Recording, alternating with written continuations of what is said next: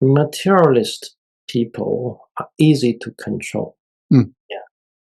So they are easy to manipulate. Yeah. All you need to do is to give them material benefit. So they just trap in that domain. They don't open their mind. If you open your mind, people become very difficult to control because they become independent thinker. They don't always believe what you say. So Yes. I think that's element as well. It's a control. So it's to the benefit of ruler.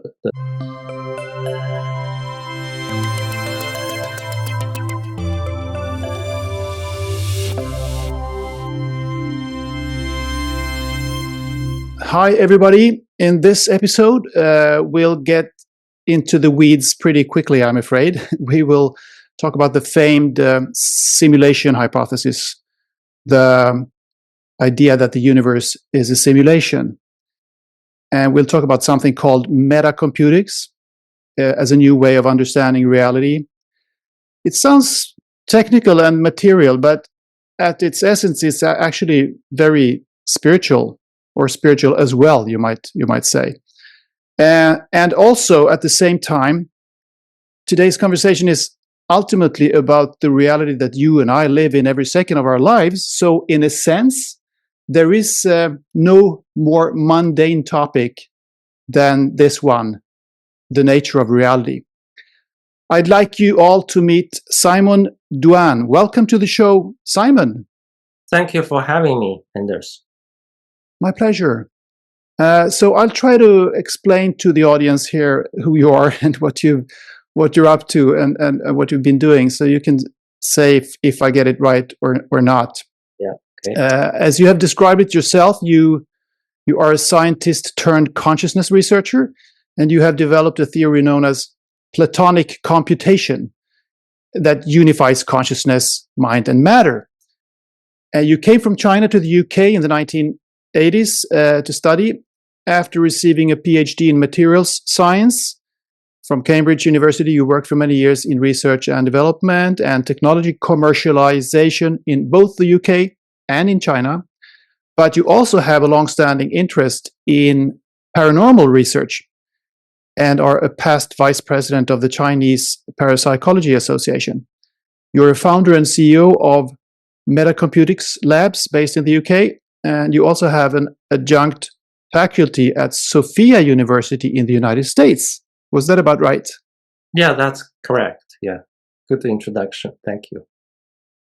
Great. Now, I don't know, maybe we should start on a personal note here, because it's going to be pretty deep pretty soon here. But you told me before this interview in the pre-interview form that I sent to my guests sometimes, that you had an experience that was very pivotal in your career or in your life. Can you tell us about this experience that you had in China 25 years ago that forced you to give up your materialist worldview?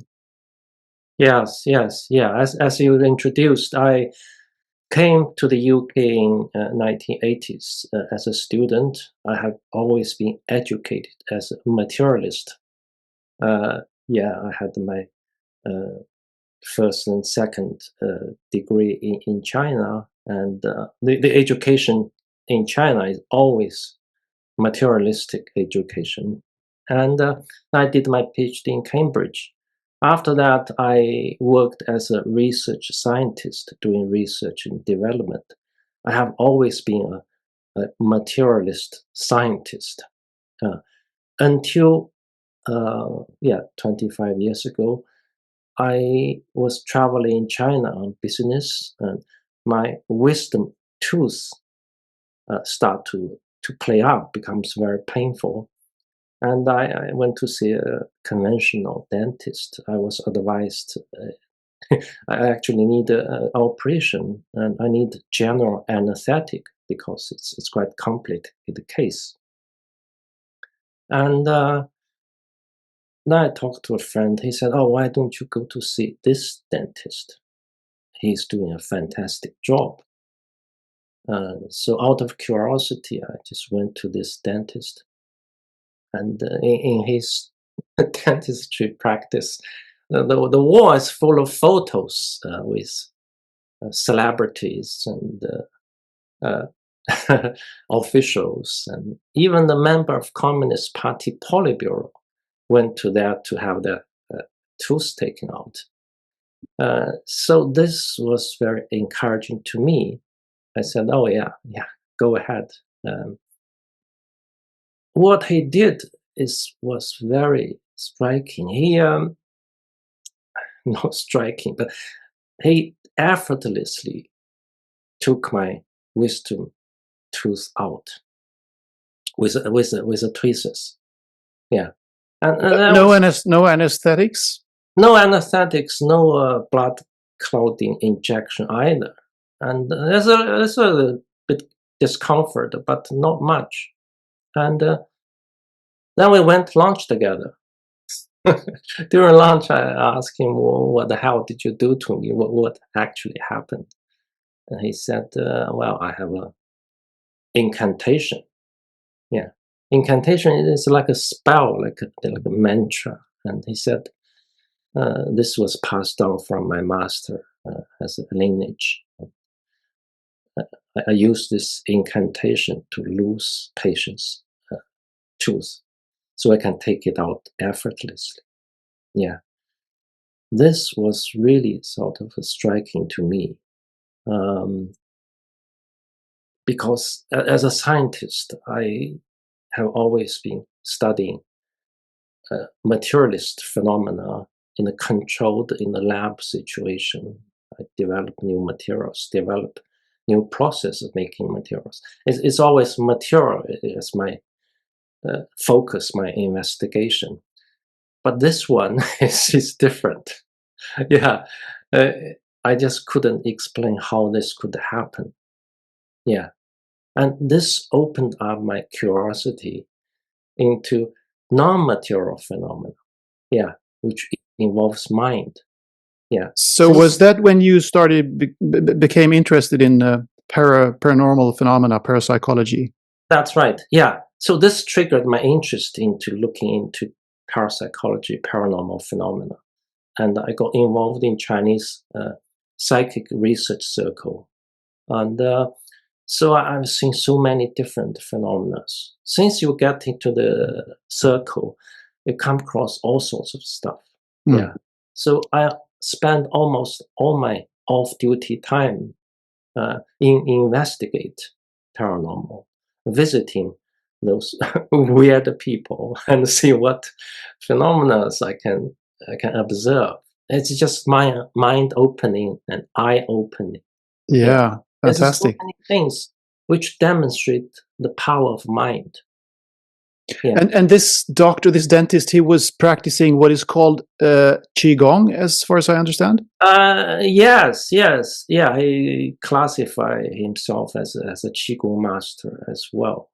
And qigong is a traditional Chinese practice which involves the mind power for healing, as well as self-healing. Yeah, if you practice qigong, and you can receive a lot of health benefit as well as mental benefit. But when people practice quite deeply, the psychic ability come naturally as a byproduct. So a lot of psychic people, they are trained as a qigong practitioner, and then they become a psychic. They become they develop superpower. And I met so many those kind of people. I made friends with them, and I asked them what's happening, what do they see, what do they experience, and this bring me into the another dimension, another level of reality, which is non-physical. And I realized, apart from this physical reality, there's also a non-physical reality, which is fascinating, which can impact the physical reality. Which is the more fundamental reality, actually. We'll dive deep into that soon. This is perhaps an aside, but it's interesting to know. You mentioned that in that clinical room of that qigong master, there were pictures of politicians, of the Politburo leaders, even people from the top top tier of the Communist Party. So it seems that even people in power were aware that this worked, and that these kinds of practitioners were very reliable and very good to go to, and had even a better way of, in this case, taking out teeth, pulling out teeth than ordinary dentists. But simultaneously, as you said, all the education, all the rhetoric in communist China is completely materialistic, material. Yes. So, I mean, this is a paradox in a way. How do things function in this way in China? Are people on the surface physicalists, but deep down, or privately, they are actually practicing all these ancient traditions that are actually utilizing the non-physical reality that is there? The people who use the non-physical reality is kind of a minority. I mean, yeah. Although traditionally, China has been very much into this kind of psychic power. Traditional Chinese medication practice, Chinese medicine, has always involved with psychic power, actually. And all the legendary Chinese medicine doctors were psychic. Yeah, they were able to see through your body, see what's wrong with your organ, and they can tell what's wrong with you with their psychic power. And some of them also even able to remove the disease, remove the tumor, for example, psychically. Yeah. So throughout history, there's always cases like this. Yeah. But so deep down in people's kind of traditional understanding, this can happen. So, but on the surface, because the education system is geared up to the materialist view, the education system tells people those are actually superstitions. Yeah, they are not true. They cannot happen. But they do happen. I mean, it's obvious.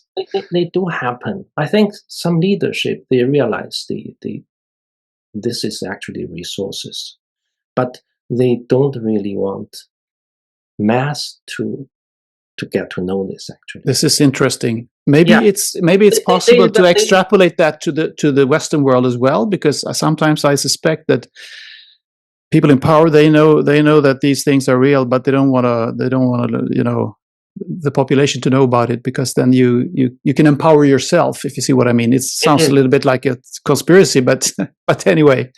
That's my understanding. I completely agree with you, because materialist people are easy to control. Yeah. So they are easy to manipulate. Yeah. All you need to do is to give them material benefit. So they just trap in that domain. They don't open their mind. If you open your mind, people become very difficult to control, because they become independent thinkers. They don't always believe what you say. So yes. I think that element as well. It's a control. So it's to the benefit of ruler. Yes. I agree totally. So okay, Simon, let's jump right in now into the weeds of reality. Philosopher Nick Bostrom famously wrote an article back in 2003, I think it was, and he has actually Swedish ancestry. He comes from Sweden, but anyway, that's your fellow country people. Yeah, Niklas Bostrom, but Nick Bostrom, philosopher at Oxford University. He wrote this famous paper where he concluded that it is more likely than not that we live in a simulation. And then others have jumped on that bandwagon. After that, people like Elon Musk, Neil deGrasse Tyson, and many others have jumped on it. People who are perhaps not that very spiritual, they're more materialist, but still finding it being an interesting concept, or a plausible concept, perhaps, that we're living in a simulation.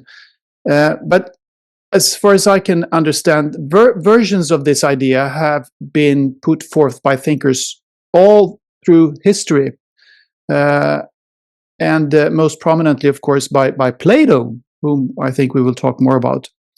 You wrote in an article yourself that a couple of years ago, I think, that we will never really know whether we live in a simulation or not, so we might as well drop that question. But what we can do is to create a model based on the assumption that we live in a simulation. So my first question to you, well, it's actually a two-barreled question, I apologize for that, but my questions would be that why would that be a good idea if we can't ever know for sure whether we live in a simulation or not? And why can't we ever know for sure?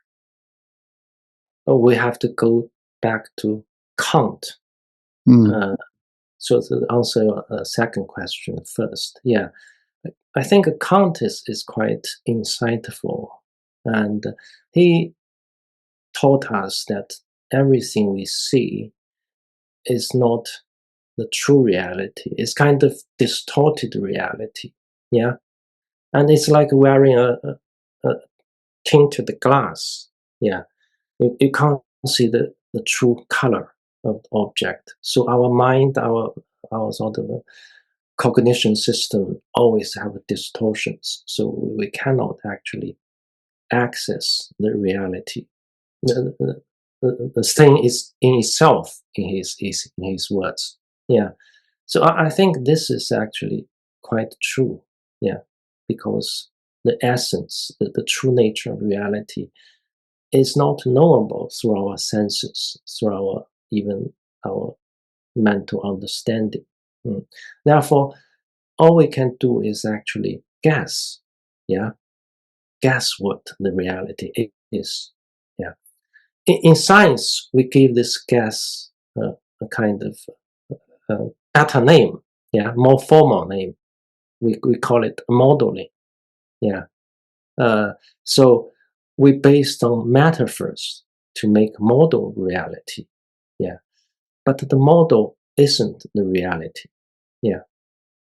So we always do that. In mechanical era, since Newton, at least, I guess. Yeah, that's right. Since Newton, we model the macro universe as a clock-like machine, because clock was the metaphor which was used extensively in that time. The highest technology was clock and watches at that time.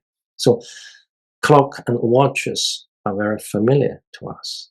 It's a familiar metaphor. Therefore, we use clock like a machine to describe the macro universe.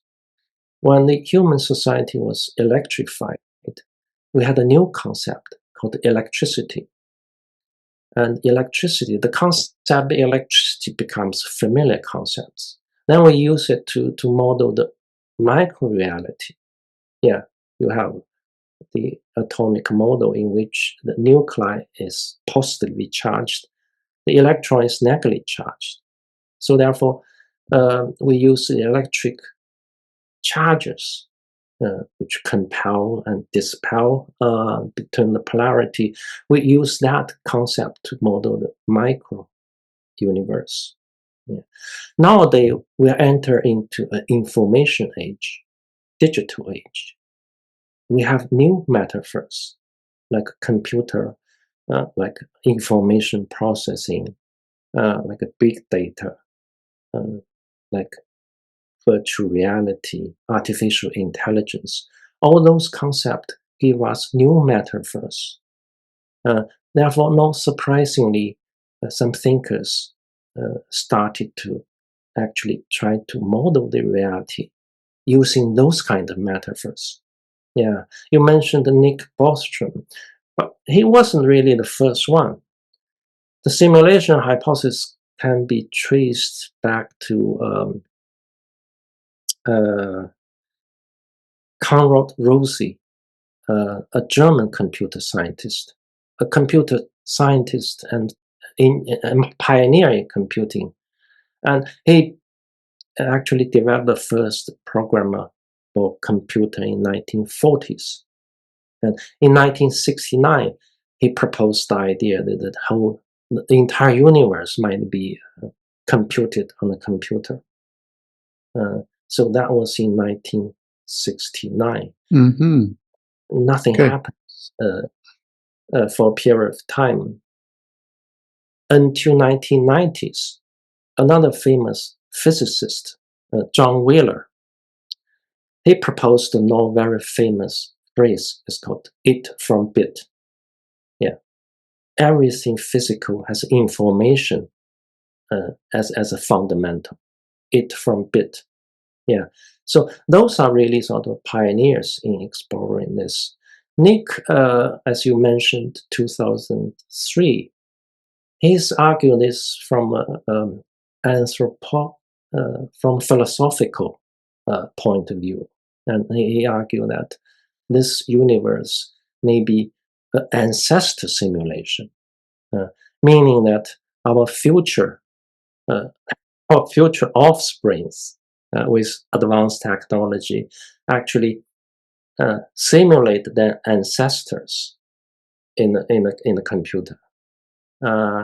So that's his argument. And that was novel, perhaps, that he did that, and also that he concluded that it's more likely than not that we are living in a simulation. Which not, I don't think Wheeler and the other guy said that, or no. Yeah, he argued that we are more likely to be in a simulation. But from my point of view, as you also mentioned, either evidence which support we're in a simulation or against we're in a simulation can be simulated as well. Yeah, so the evidence itself can be a simulation too. So it's actually difficult to be certain. So I choose to not discuss this question because I don't think it's a scientific question. The real scientific question is, can we model the universe as a computer simulation instead of whether the universe is computer simulation? By building this model, we have a new tool, we have a new understanding, we have a new perspective to looking at this reality. So in science, we use theories as a tool. The tool can be used to make predictions, and we can explain things, and we can make applications. So as a scientist, that's my main interest. so we can model this. We can have this assumption that this is a simulation. And in what way is it useful to have that hypothesis when we do the modeling? Because if we use it as a tool, we can see things clearer. Yeah, we can understand a lot of things we couldn't understand before. Okay, like what? Like even in science, yeah, we have gravity. I mean, we have gravity, but we don't really know what is the cause of gravity. We just describe it as using Newton's mechanics. We describe the gravity. We don't really understand the cause of this gravity. Yeah, as simple as that. But with this model, with this simulation hypothesis, we can understand the gravity is actually a program. So 9.8 meters squared is actually a parameter in this program. Yeah. The speed with which, or the acceleration, if you drop a stone from a high building, for instance, it will accelerate at 9.8 square seconds. Yeah, meters per meters per square second. Yeah. So it's a parameter which the free falling object is actually an output of this program. Yeah. So we can understand the source of this physics laws. For example, even in modern physics, particle physics, we understand, we describe entanglement. Yeah, and two particles can be entangled, no matter how far the distance is. And again, in physics, we describe it using formulas. We don't really understand why it entangled. Yeah, That's right. But I would argue also that, I mean, the fact that we now have quantum mechanics, and I shouldn't say we, but those who are studying it and researching it, they see that the reality is really very, very, very different from the physical reality that we meet with our five senses on a day-to-day basis, because it's so I mean, Newtonian mechanics doesn't work on that level. So in a sense, we have already reached the conclusion that it is a simulation. The approximation that we live in, I think, well, you might say that the Newtonian world is an approximation of what is actually going on, but what is actually going on is very, very different from what we see and experience. So, in that, would you agree that we actually, in a sense, know that we live in a simulation from that perspective? Well, the simulation normally involves computation. Okay, I see. Yeah.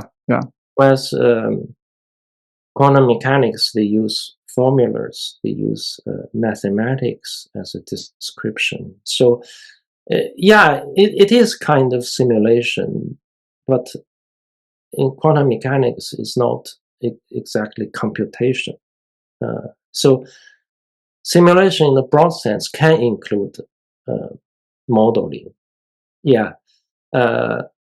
So, yeah, you can argue we already know it's a simulation because it's not the ultimate reality.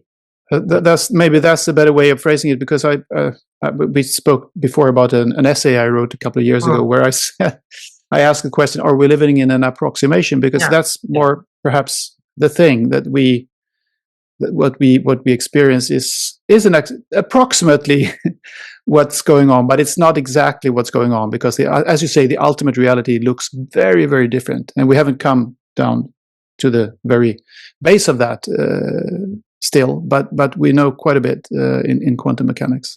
Yes, that's right. Yeah, but quantum mechanics again is a model. Yeah, and the model is not actually reality. Okay. Yeah, that's right. So it try to describe what's behind the phenomenological reality, behind the perceived reality. In quantum mechanics, they describe it as a particles and mathematical relationships behind this perceived reality. And this is one of the models. Okay. And with simulation hypothesis, we describe what's behind the perceived reality is codes. Yeah. And even behind the quantum realm, the quantum field, even behind that is what this modeling is describing. Yeah. So now then we can perhaps segue over to, it's not a segue, it's actually very closely tied to what we're talking about, namely Plato. You're influenced by Plato's view of reality, and especially now talking about people having described this kind of simulation in basically all through history. And Plato was a pioneer in that respect. He might not have been the first. He was probably not the first, but his thinking was very pivotal and crucial for our modeling and our science and our thinking today, for people like you and me and many others. So he had this allegory of the cave, which basically describes humanity living in a simulation. In his world, there were no computers and no television sets and no radio sets, so he couldn't describe it with those metaphors. But I think the metaphor was that people or humanity is sitting metaphorically in a cave, and then there's a bonfire. There's a fire casting shadows on the wall, and behind the people who are sitting there, the actual reality is going on. And then the shadows of that actual reality is cast on the wall of the cave, but the people only look in that direction, so they only see the shadows on the wall. They don't see the actual people who are originating the shadows. They only see the shadows. That's right. So that's why it's a B version of the ultimate reality that they are experiencing. And Yeah. they believe that this is all there is. That's right. Yeah. So that's really insightful. Yeah. Because it tells us there's something else behind what we perceive. Yeah. And what we see is actually a poor copy, like a shadow. Yeah. In your words, is approximation. I like this word, approximation. Yeah. Yeah, yeah. It's reinforced the idea of a shadow and a poor imitation. Yeah, yeah. So back to the Bostrom and other physicists you mentioned earlier. Uh, they think it's a computer which is in the future, uh, still in this space and time, but the time is in the future. Yeah, and they use this computer in the future simulate their ancestors. Yeah, we are their ancestors. So it's actually ourselves in the future who are projecting us living here now. Yeah, that's his version of the simulation hypothesis. Yeah, my version of the simulation hypothesis is different from that. Yeah, in my model, this computer which render this perceived reality isn't in the future. It is in now, but it isn't in this physical world. It's not in this physical space and time. It's beyond space and time of this physical reality. It's outside of this reality. It's not inside the reality and in the future coming back. No, no, no. It's actually outside of this reality. It's a transcendent computer. Yeah. So it's in the realm of forms described by Plato. Yeah. So that's the main difference. That's why I call it a Platonic computer. It's a transcendental. It's a metaphysical. It's non-physical. It's beyond this space and time. Yeah. So yeah, you mentioned there Plato's realm of forms, which is, I mean, the other part of his simulation idea that is so fascinating. That is at the core of your thesis, as you say, and it's we might expand on that a little bit, because it means that the realm of forms is that there is an ideal, or the realm of ideas you hear sometimes as well. There is an ideal. I mean, for instance, there is if we have a chair or a dog or a human being or a lamp or a house or anything, it's a concept that we can easily conjure up in our minds. If somebody says, "Oh, there was a house," then you conjure up an image of a house and a kind of a generic house, but there are millions of different kinds of houses or dogs or people or chairs. But in the realm of forms, all those concepts are perfect. There's a perfect version of everything that is potentially perceivable. You can perceive anything, and anything that you can perceive does exist in that realm of forms. That kind of an infinite potentiality for creating everything. And then in this physical world, these things can manifest by way of, I guess, our imagination or our ingenuity, being innovative, creating things. But what we create is kind of again an approximation of the ideal idea.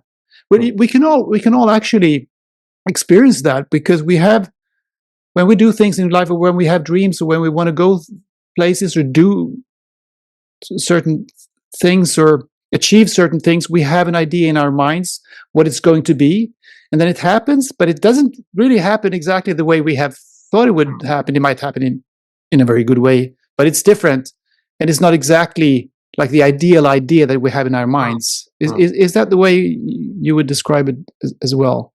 Yes, yes. It's always a approximation. of what the ideal form is. Yeah. So in the ideal realm, everything is perfect. Yeah. Whereas in this reality, it becomes a poor imitation. Yeah. It becomes flawed. Becomes impermanent. Yeah. Becomes less real, actually. Yeah, yeah, that's also an interesting concept. I just heard recently that, where I heard someone say that one evidence that this physical, this three-dimensional reality or world, I would say, is not real is that it deteriorates. Because something that is real does not decay, because this world constantly has to be maintained. Yeah. As we all know, things deteriorate. That's right. I mean, mountains and rocks, they deteriorate over millions of years, but some other things like we have built with in our human society, houses and furniture, whatever, it decays pretty quickly and becomes something else. So would you agree on that this is an kind of a proof that this reality or this world is not real, because if it's real, it doesn't decay? Yeah, that's one way to look at it. Impermanence means it's not the true reality. Yeah. And true reality should be everlasting. Yeah, that's one of the criteria. It's one way to look at it. But also, if you ask people, I think you mentioned also in your article, some people who have a psychic experience, including psychedelics, including near-death experiences. And those people are actually coming back to tell us that this reality much more real than this one. Yeah, sometimes they didn't want to come back because it's so real, so beautiful. And when they come back, oh, this is, yeah, in your words, it's a pale approximation. Yeah, it's nothing can be compared with the other reality, which is beyond the physical. Yeah. So in a way, they actually support Plato. Yeah, they do. Yeah. So this computer that you're talking about, it's not I mean, I guess it's not a computer in the way that we perceive a computer, but it's a metaphor for something that is creating this. Is it within this realm of forms, and is this realm of forms also what you might call the all-encompassing consciousness? Eventually, uh, I mean, beyond the physical, there's many levels also. Yeah. Eventually, you have the encompass consciousness. Yeah. But from that, from that pure consciousness, you create diversity, level by level. Yeah. Until we reach to this level. Yeah. In my model, each level is actually created by computer rendering. Yeah, there's many levels reality beyond this level. Not only one. Yeah. And in my model, the computer, which is the Platonic, again, this is very Platonic because in Plato, every physical reality have a corresponding archetype in the realm of forms. Yeah, like you mentioned, there's different kind of dogs. We have a poodles, we have German Shepherd, we have Labrador, different dogs, different shapes and forms and colors. They all have a common archetype, which is dogness in the realm of forms. Yeah. Um, in this reality, we have different apples. We have green apple, red apple.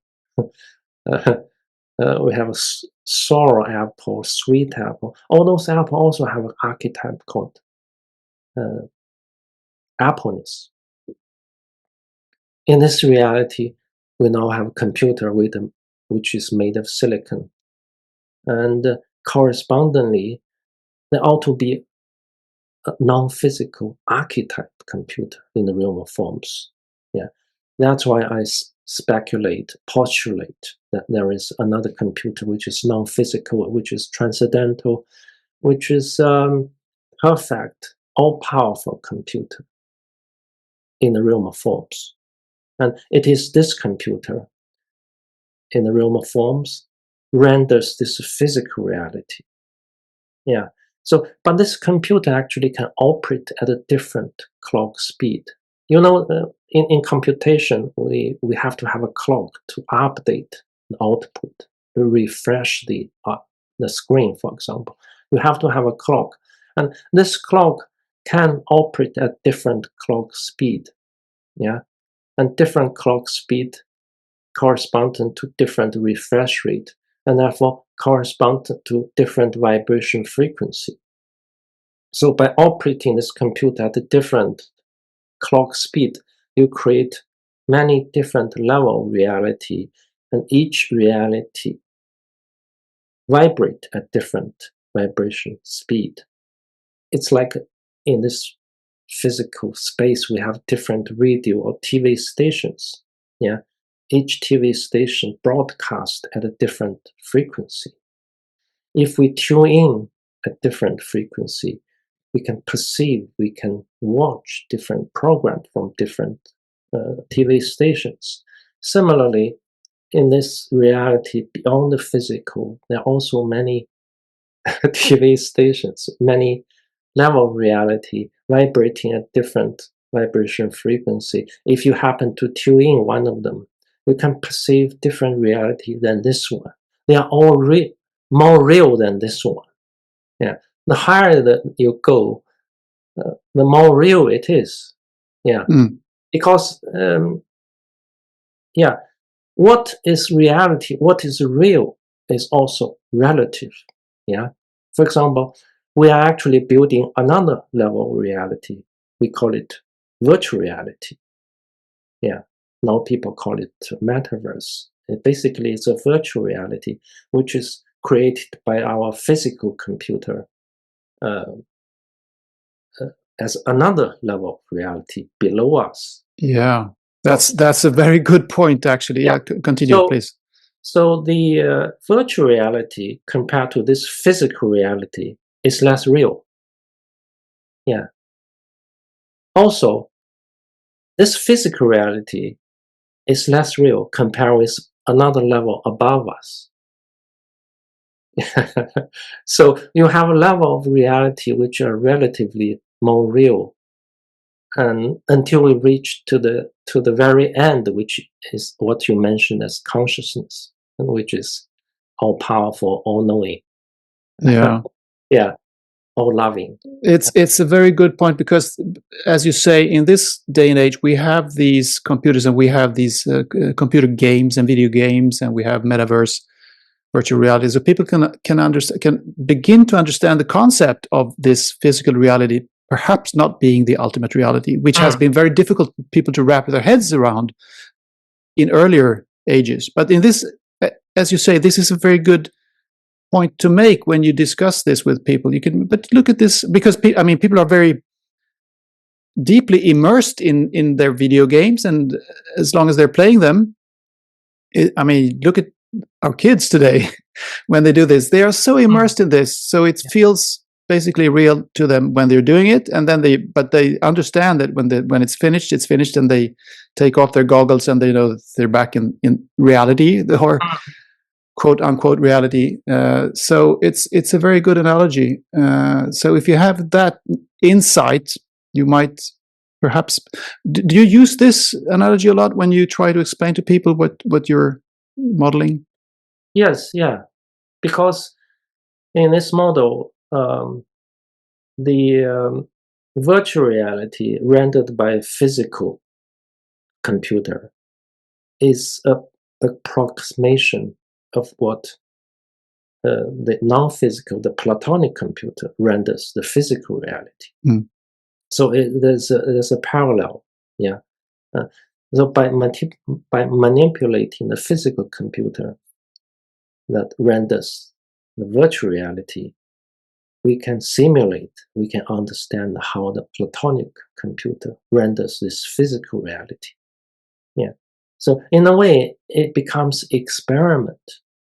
Yeah, the virtual reality becomes experiment, although it's a poor imitation, it's a poor approximation. Nevertheless, it gives an idea how this Platonic computer works. Yeah, again, it works by binary, by the zeros ones.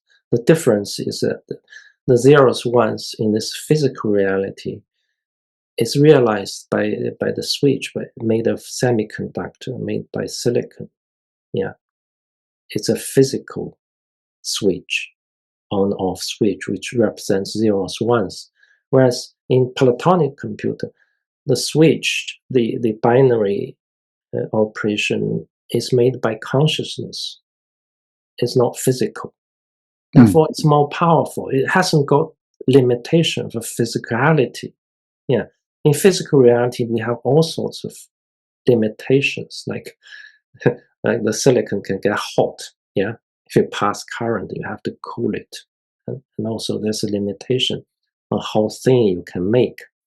Whereas in non-physical reality, you don't have these restrictions and limitations, and therefore the computer should be more powerful. So, what about us as individual, as Donald Hoffman calls it, conscious agents within this simulation, this game that we're playing? Are we co-creating this? Are we, in a way, creating the simulation, rendering the simulation as we go? I mean, you mentioned John Archibald Wheeler, the theoretical physicist. He said once that this is a participatory universe. So the question is then: Are we creating our reality as we go, as it were? Because that that's important for people to know, perhaps, for them to have. I mean, to have a realistic and more positive and optimistic way of looking at their lives, that they're not victims, perhaps, or something like that. Well. This comes back to actually one of the questions you asked in your channel. Who are we? Yes. Yeah. So in my model, we are actually multi-level beings. We exist at all levels of reality, not only this physical, but also non-physical. Within non-physical, there's also many levels. Also in virtual reality, we can live in virtual reality. As you mentioned, when kids play video games, they forget they are not the characters in the game. So we can actually exist in all levels of reality. Yeah, like a nested Russian doll. Yeah. By the way, each parallel universe in this cosmos is actually nested in the level above. Yeah, like the virtual reality universe. Virtual reality universe is nested in this physical reality. Yeah, and it's an illusion. Although the screen is in this physical reality, when you play the video games, if you play GTA, you can actually travel endlessly in the game. Yeah, the road has no end. You can try forever. Yeah, it seems it's universe in itself, but it's actually a screen within this physical reality. So in that sense, it's actually nested. That virtual reality universe is nested in this physical reality. Similarly, this physical reality is also nested in the university level above. Yeah, it's nested parallel universes. And we as human, we exist at all level reality as nested Russian dolls. Yeah, I hope the viewers get this. This is far out, but I kind of get this metaphor, and it's really, it makes your head spin a little bit. But this means that when you talk about infinity, the infinite potentiality, for instance, that's the very highest level. That's the ultimate reality, the consciousness bit of it, or Yes, yes. The all-encompassing consciousness.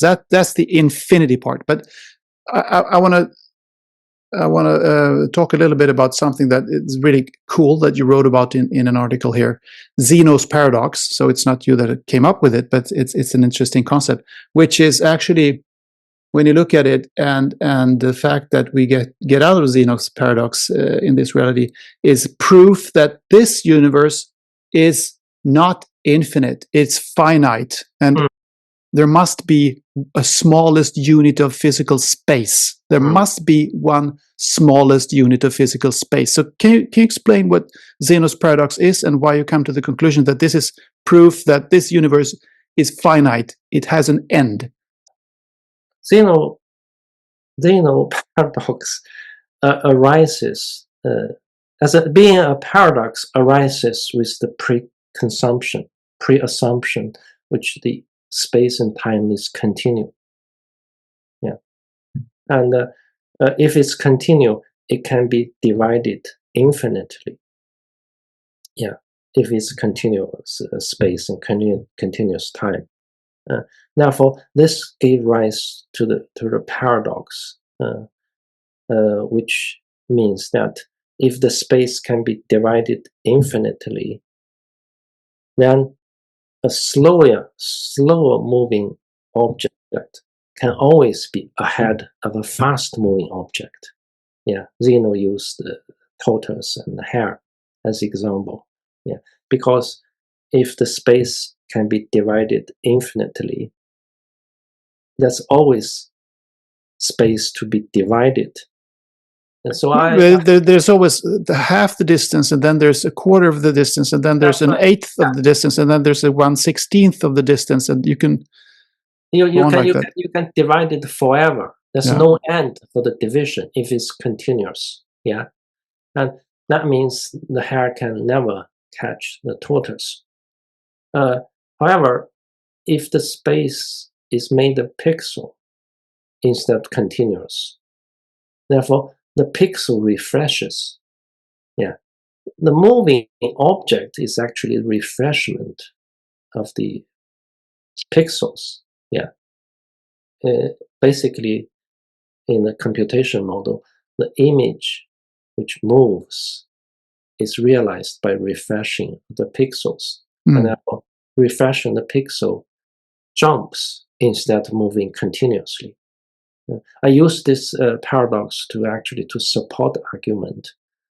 This reality is a computer-generated reality. It's rendered by computation, because computation cannot actually handle infinity. It has to be a finite pixel.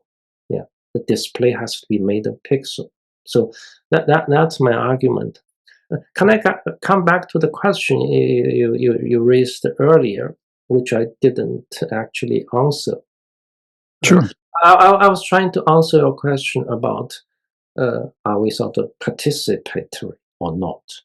Yeah, which John Wheeler suggested. Yeah, the reason I actually kind of diverged into the level of reality as a nested Russian doll is because we can live in different states.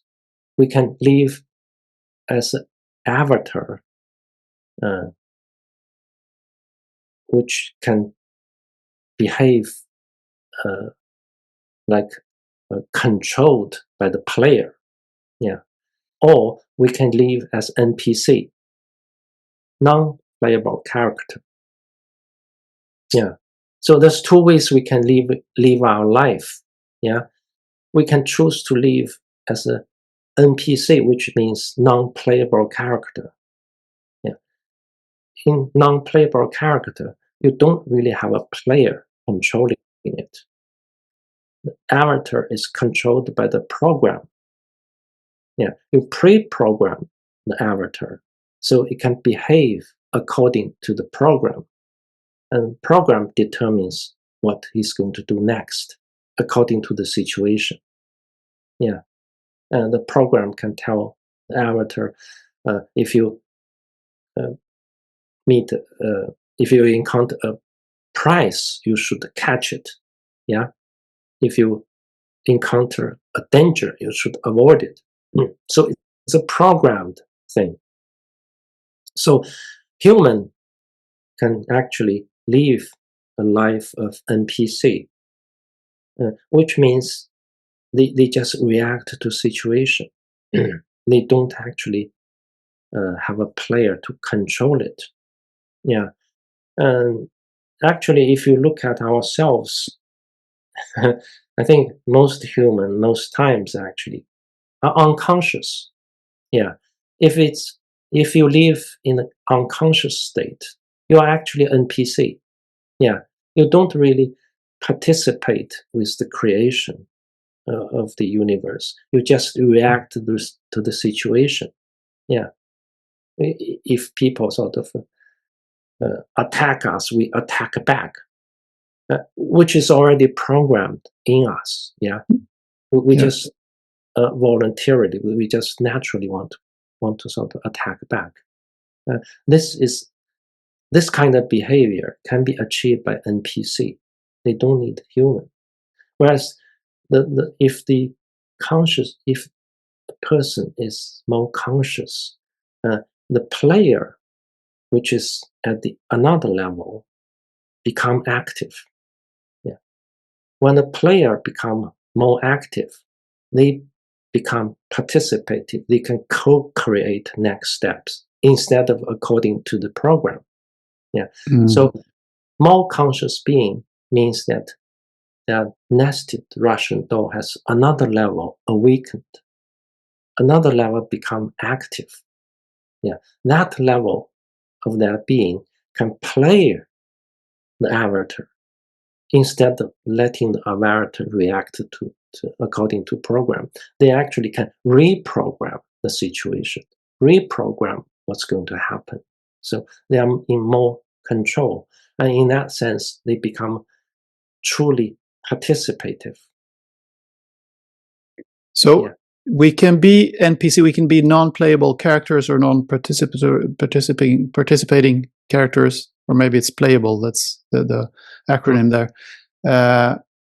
But we can also be participating in the co-creation of this 3D reality. But the question is, and this is a bit controversial, the discussion that you can hear sometimes, that there are people who don't even have the capacity or capability of awakening, as it's often called, and to become conscious and become co-creator. Or is your belief that we all have that possibility? We have this choice to become conscious, or we can choose to stay asleep? I think so.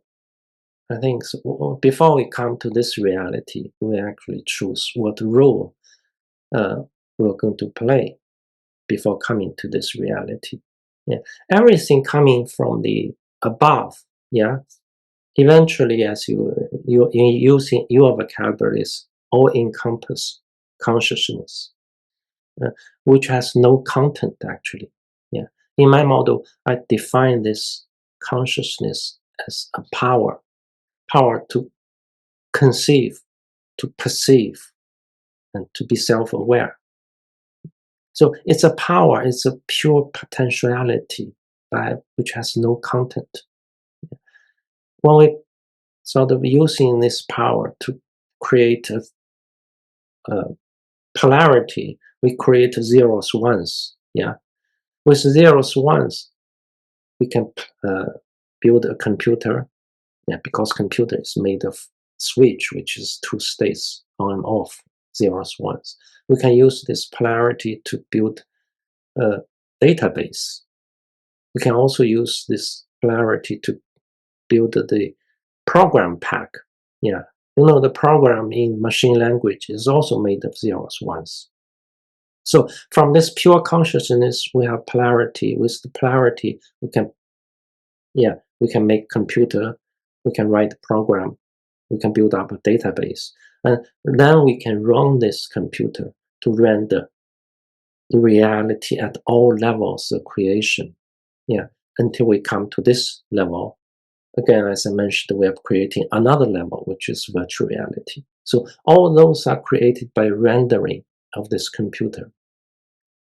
Therefore, we have the capacity, we have the potential to go back to the level above. It's like ascendance until we reach to the end. Yeah. And the end is everyone's common end. We all share the same essence. Yeah. But from the end, if we descend from the consciousness, then we diversify. How do we diversify? We create contents. The contents, including the landscape, including the parallel universes, and including ourselves at each level of reality. Yeah. So we have a potential to go back, but not everyone wants to go back, actually. Yeah. Some of us actually enjoy the game. Yeah. And then we just stay here to play the game. And some of us maybe had enough of playing game. Then we want to sort of understand who we are. Well, it's a little bit like people here who are into video games. Some people just continue doing it and enjoy it, and some people just get bored and think, no, that's not for me. Yeah, that's right. Yeah. And for those people, we choose to ascend, to go upwards, and to find our true self, which is more powerful. Yeah. And even the mundane kind of achievements, I think some achievers are awakened at a high level and they become a leader in their fields. Maybe they don't realize, but they actually create new games, create new rules, create new, that creativity get expressed. And ultimately, the creativity comes from the consciousness. So those who are awakened at a high level have more creativity, and those NPC, which some people choose to play. Yeah. So do you think the program has changed several times over history? The program actually is maybe with the help of people who have been conscious and awakened and have been co-creating and changing it actively, or what's your? I mean, as a game, if you think as a game, and the game developer always upgrade, always develop new games. Yeah, otherwise you get bored. So evolution has to happen in order to make the game continue to be interesting, worthwhile. Yeah. So it will happen, and change will happen. New rule will come into play. Yeah. And in science, we call it paradigm shift.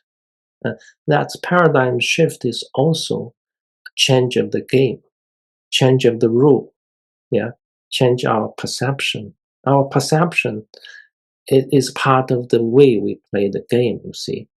Yeah. And all those changes throughout time make it more more interesting. It makes it more interesting. Yeah, it makes sense. Yeah, I guess what you call now metaconsciousness, the highest level there, is what spiritual and religious people would call God, I suppose, which has a lot of connotations, of course, that concept. Yeah. So the question is, we've been talking about our individual roles as players in this game. So what is the purpose? That's also a spiritually loaded, charged, question. What's the purpose? Why do we do this in the first place? Is it for this metaconsciousness to know itself, to know all the potentialities, or what's in your model, in your idea, in your view? What's the point of us coming here and doing this at all?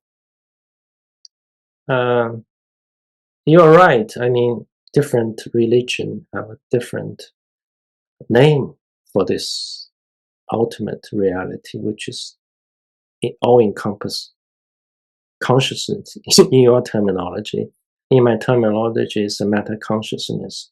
In different spiritual tradition, people call it God, call it Dao. Mind at large, I think Bernardo Yeah, Kastrup talks about. It's the yeah, same thing. Yeah, same thing. Not sure about mind. Mind normally have contents. Yeah, in my model, the ultimate reality is contentless. It's just the pure power with no contents. So people can call it Tao, people can call it the Brahman, people can call it the God. And you remember the definition of this ultimate reality is power to conceive, which is creativity, power to create. Yeah. So it's the pure creativity which wants to express itself. Yeah. So because it's infinite creativity, infinite power, therefore it creates infinite diversity, including all the level of reality, physical and non-physical, including each one of us. Yeah. At different level of reality, as well as in this reality. So it's that the diversity is the way to express this creativity. So in a sense, you can you can see the purpose actually to express its creativity. Yeah. And so that we can experience different reality. In a way, it enriches its perceive, because another power is the perception, is the perceive people. It's the power to experience what's being created. Yeah, by creating this infinite diversity, we experience infinite diversity. So our experience become richer. I think that's the main purpose we come. Yeah, and also because the ultimate reality is also love. Yeah, and that's the unconditional love. It's a pure love. Whereas here, we dilute this love into conditional love, into romantic love. But it's a different version of love. It's an approximation of the unconditional love. It's approximation. It's a poor imitation. It's a shadow. Nevertheless, it's also a new experience. Yeah, which, although less real, less yeah, but it's still an experience. Yeah, yeah. It is. Yeah, maybe it's boring to be in the higher realms where everything just works all the time and there's no time, and everything you wish for is there immediately, and maybe you get bored. You want to have these limitations that you have here. That's one way to look at it also. Yeah, including experience ignorance. Exactly. I was going to ask about that, because this is the most perplexing question, actually. Why do we forget who we are and where we come from? Why this forgetfulness? Why just come here and just not knowing who we are? It's so strange. But maybe that's part of the game. If we knew everything, it wouldn't be a game. We would just say that, okay, we can leave now. We know this. Ultimately, we are all knowing. Yeah, we are the pure consciousness. We all knowing, all powerful. Yeah, all loving. That's our true self. Yeah. However, you remember when we are kids, when we're very young, we can see everything. Sometimes we actually blindfold ourselves and try to find our friends and find objects. Yeah, although we can be easily find them with our eye open, we actually blindfold ourselves. Yeah, and we bump into things, we hurt ourselves, we suffer from this. But it's also the experience. Yeah, that's right. Yeah, that's right. We have some fun also from this suffering. Talking about blindfold, have you heard about this or seen these experiments that are being done with children in the United States? There's an institute called ICU, and there are others as well, who blindfold young children. They are maybe 6 or 7 or 8 years old, and train them to see things and even read texts and see pictures without their eyes. Have you seen this? I've seen hundreds, thousands of them in China. Oh, yeah. This is part of my investigation, actually, into paranormal. Yeah. Again, in the mainstream media, they always debunker this. Yeah, this is cheating. This cannot be true. But in China, many parents send their children to those training facilities, training schools, as extracurricular activities. And they are trained to see without eyes. And they basically use their mental eye, they're using their third eye, which is more powerful, actually. Yeah. Children are very easy to train because they are still close to their higher self. Yeah. They just came to this physical body, and they still have the remnants. They have memory of what they can do. Therefore, very easy to train them. They can do all sorts of things, not only seeing without eyes. They can do all sorts of paranormal things. Yeah, Fantastic. Like psychokinesis, as well as telepathy, as well as reading without eyes. They can also access non-physical teachers in a different level of reality, because all of us actually have our higher self operating a different level of reality without us knowing it. Some kids, they can learn things from those non-physical teachers. Yeah, some of them are already dead physically, but their non-physical form still exists. They can still teach people. Yeah, some kids can teach. Some kids can learn physics from Newton. Some kids can learn piano from Chopin. Wow. Some kids, if you like, I can get them to learn medium from you. You also have a higher self, which operating without you knowing. Yeah. So it's a fascinating. Yeah. I think China, at least there's more than 10,000 those training schools. That is so fascinating. I wish that China would open up more, or that we would open up more to China, or maybe goes both ways, I guess, because there is so much to learn from that ancient culture.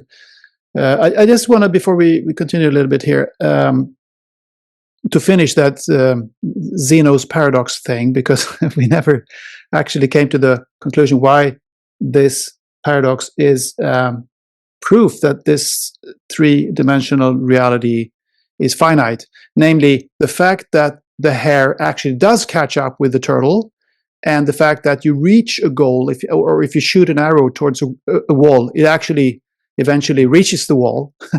So that's the as you have explained it, it's proof, it's evidence that there must be a smallest unit of length or of space, the smallest voxel, as you call it. Because otherwise it would never reach the goal, I suppose. That's right. Yeah. Yeah. So we just clarify that. It proves the reality is actually made of pixels, and the movement objects is actually a refresh of those pixels. Yeah. Is that the same thing? That the smallest voxel, I guess it's a volume pixel or something. Yeah. Yes. Is that the same thing as the Planck scale? Can be. Yeah, Planck scale is a unit. The smallest that they have come up with, I guess. This is the smallest the physicists assume to be. Yeah. Below that, they become meaningless. Yeah, because below that there is no the speed of light collapses or something like that. I can't really remember what they say, but yeah, basically become meaningless. Yeah. So maybe that's the voxel. Yeah. Okay, so Simon, what's your idea of or view on what the brain is? What's the function of the brain? Where are thoughts, feelings, and memories produced and stored? Does the brain have anything to do with that, or is it all mental, as the first hermetic principle says. The universe is mental. Yeah. I think everything is mental. Yeah. The thoughts, feelings, and emotions are stored in a database beyond this physical reality. The Akashic records? Yes, you can call it Akashic record. Basically, it's a database, and everything is there. Everything ever happened and will happen is stored there. So it's not in the brain. But brain does play a part, yeah, because the brain can display those thoughts, images, yeah. It's like in this 3D space. The 3D space is basically 3D display of objects, shape and forms. Yeah. So it's a display made of voxels. Voxels is basically 3D pixels. Yeah. Those pixels refresh. So therefore we see 3D objects in this physical reality because it's a displays of shapes and forms. Yeah. I think whereas the brain is a display of thoughts, feelings, emotions. It's a display. We need display to be able to experience those feelings. In this Yeah. world. Yeah, in this body. In this body. In this body. We need a display.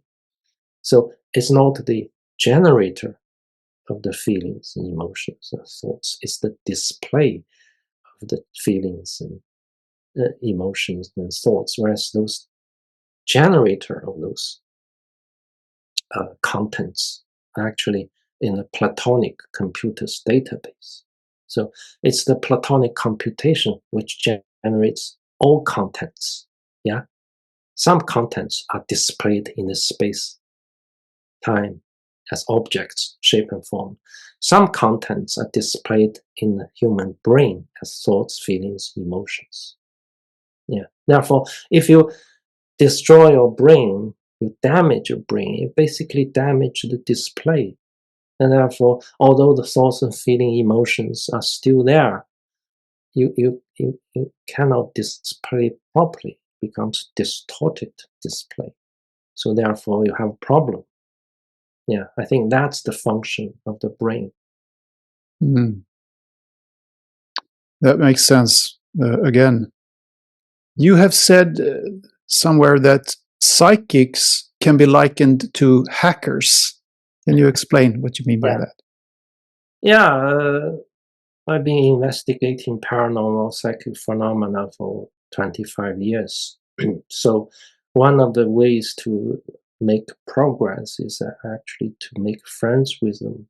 Yeah, I see the results. I need to understand how those results are generated. Yeah, then I have to go back to the person who actually did it. So made friend with them and many psychic friends. Sometimes I actually even stay with them in their house for a few days to actually to see what they can do and to talk to them, to ask their questions. Yeah, and then now I realize those people have their higher self activated. Yeah, so their higher self become very active, and it is the higher self which can interact with this Platonic computer. Yeah. So that's the player that you were talking about before. Yeah, they become a player, and hacker is one way to describe it. Normally, we use hacker means that we we write codes. Yeah, we write codes in the computer. We change the codes. Yeah, although that's actually what happens eventually. But those people, they don't actually need to write codes. All they need to do is to interact with this non-physical Platonic computer. They can just give its prompt, give its command. Yeah, they don't need to write codes. Yeah, in that sense, it's not strictly hacker. So all they need to do is to tell the computer, for example, switch off the gravity. Then it can levitate. Yeah, the gravity as a program, as a code, is a switch off temporarily, locally, and therefore levitation can happen. Yeah, and if they can tell the computer to change the coordinates of an object. Yeah, the location of an object, like a book or like a cup of tea, is basically a coordinates of x, y, z. Yeah, data. It's a set of data. If they tell the computer to change this data, and then they can do teleport. At the next flash, the cup becomes somewhere else. Yeah. Yeah, this is how some UFO, UAP enthusiasts explain how these vessels that are extraterrestrial actually can show up and then suddenly disappear and then show up somewhere else. That's right. Yeah, that's right. It's just a refresh. It's just change of the data in the program. Yeah. So I realized those people are actually, I call it them hackers, but they don't need to write codes. They just need to interact with the computer. Nowadays, even like the OpenAI Sora, yeah? You know the OpenAI Sora? You just tell it to create something. It creates for you. It displays, it makes, Sora makes short videos of anything tell it to do. I've mostly been using the text based versions, but I know that there are. Yeah, you can use voice as well. Yeah, just make some puppies play in the snow. And it does this for you. So I think the similar thing happens with the psychic people when they actually. So can we all become psychic in a way, by way of, for instance, transpersonal psychology, which I know that you're interested in also? Yeah. So that potentially, I mean, potentially, whether we want or not, that's a different question. But potential. That's why I sort of traveled from materialists, yeah, into parapsychology research, and then from parapsychology research into transpersonal psychology research, because from materialist scientists, I become aware there's psychic phenomena which physics, existing science paradigm cannot explain. And from working with psychic people, I realize there's higher self and a higher realm of reality. So that's why I moved into the transpersonal psychology as well, to actually to systematically study what is a higher self, what's the function of the higher self, what's the property of the higher self, what's the utilization value of the higher self. That's the realm of transpersonal psychology.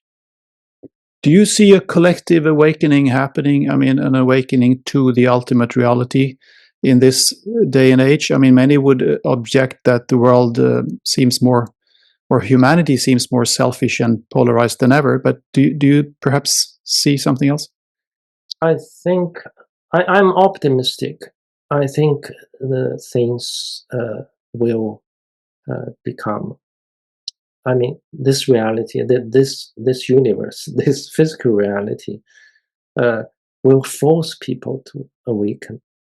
Actually, sometimes through disasters, yeah, through suffering, yeah. People don't change easily, but with a lot of suffering, I think we will be forced to. Yeah, those suffering, including wars, including pandemic, including all sorts of natural disasters. Those are all happening. Yeah. So in a way, I think this world will eventually become much better, but will become worse first. It's going to be worse before it gets better. Yeah, that's right. Yeah. But then we will, if we ascend then to a higher level, we will still be in a simulation, but on a higher level. And we might know a little bit more about who we are and why we're here. But we will still be in another level of the game, if you will. I think we are still here. I mean, we are talking about the future of this physical reality, physical selves, I think we'll become more awakened, become more enlightened, and of course at other levels we are already enlightened. We don't actually need to do anything. All we need to do is this level become. That's right. That's right. At other levels we are already enlightened.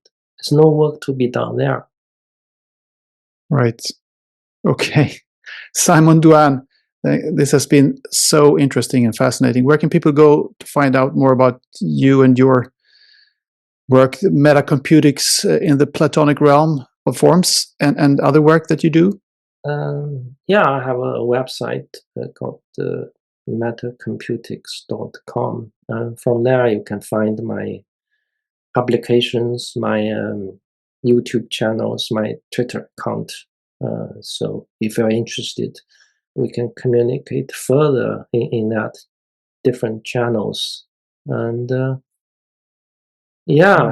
want to sort of, I already teach at the Sophia University on courses related to transpersonal psychology and AI.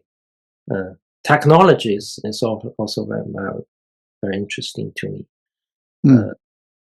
because I see the link between transpersonal psychology and technology. All the technology actually are inspired by our innate power. I think you also mentioned in your essay. That's resonated with me. Yeah. By the way, for your listeners, if you haven't checked with Anders' Medium account, please go there. There's many fantastic essays. Thank you so much. Yeah, I can include that link in the description box below, where I will put the links to your website as well. Because that statement resonates with me because I study transpersonal psychology now, and I have always been studying research technology. I see a close link.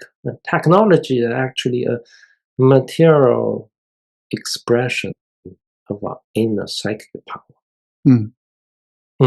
That drives us to develop technology. For example, in the psychic people, they can hear things without physically transmitting. They can hear things from many miles away. So we already have that power at our higher self. So at this level, we become frustrated. Like the kids, they are frustrated because they lose their power. So when we become frustrated, we want to sort of improve that. How? By developing technology, by developing telephone. At the higher levels, our true self, our higher self can see things many miles away. Not only blindfold seeing things in vicinity, they can see miles away in other side of the planet. You have the remote viewing phenomenon. That's right. Remote viewing is the act of a higher self, and we use the cell phone to replace that capability. And in the higher self, in the realm of non-physical reality, we can travel. We can travel miles away, hundreds, thousands of miles. That's what we do when we daydream and when we meditate and when we night dream. And that's right. We innately know we have that capability. So now we lose it, then we try to regain it by technology, by cars, by airplanes. And at the higher self, we know everything. We are all knowing. We are all connected. Here we try to replace that with internet, with Google, we can Yes, change everything. that's our poor copy of the Akashic records. Yeah, it's a poor copy of Akashic records. Yeah. At a higher level of reality, a higher self, we know all the answers of everything. Mm. Yeah. Here, we recreated that by ChatGPT. Exactly. Yeah. So Yeah, I agree. Well, to some people, these matters may sound convoluted, but on some level, it's actually extremely simple because, as you say, it's just natural. It's what we have within us innately already. And I also think it's, even if it sounds convoluted and technical to talk about these things, I think it's both fascinating and very important for our evolution. So I think it's important to have these conversations once in a while, actually.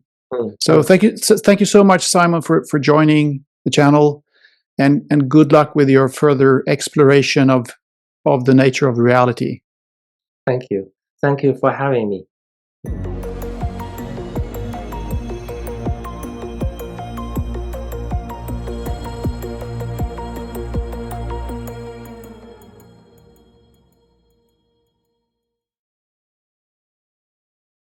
If you like this video, don't forget to subscribe, and don't forget to hit that like button and share the video with your friends. Please support the channel if you can. I appreciate all the support. You can become a Patreon for as little as $1 a month, or you can make a one-off donation via PayPal if you wish. All the links are in the description box below. Thank you.